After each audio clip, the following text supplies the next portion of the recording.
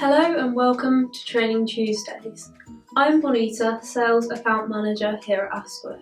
In today's session, I will be taking you through the different label placements and some of the most common label sizes. So let's get into it.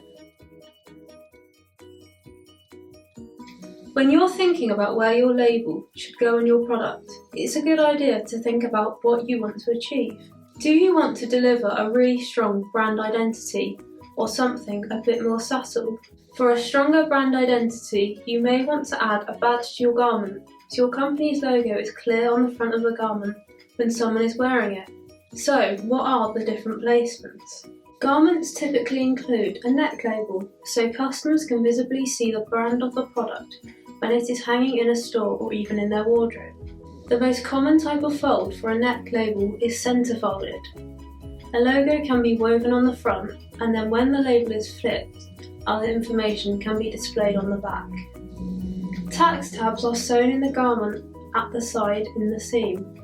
Adding a tax tab to a garment subtly yet successfully adds your brand to the uniform, meaning your brand visibility increases. As one of the smallest labels we produce, the tax tab often only has your logo on it. Another great way to brand your garment is to use a hem label, also known as a cuff label. This can either be stitched on the end of a sleeve or at the bottom of a t-shirt. Hem labels are a great way to show your brand's identity on the exterior of a garment, allowing people passing by to catch a glimpse and search for it online. The best fold for a hem label is a bookend fold. This is where the label is folded in the centre so it can loop around the hem, and then folded on each end to give a clean and seamless look.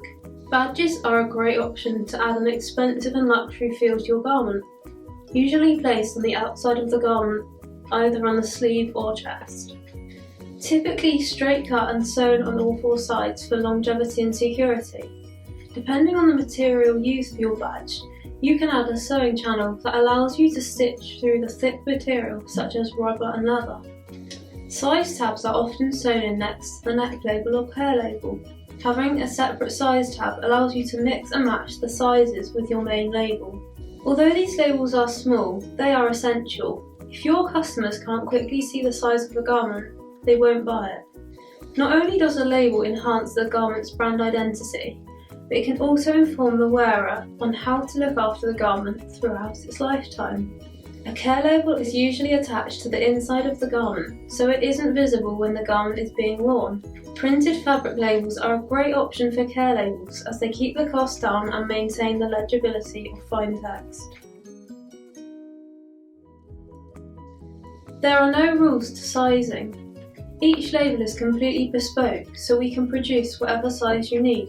But do note, the smallest size we can weave and print is 10mm. We find that for each type of label there is a common size.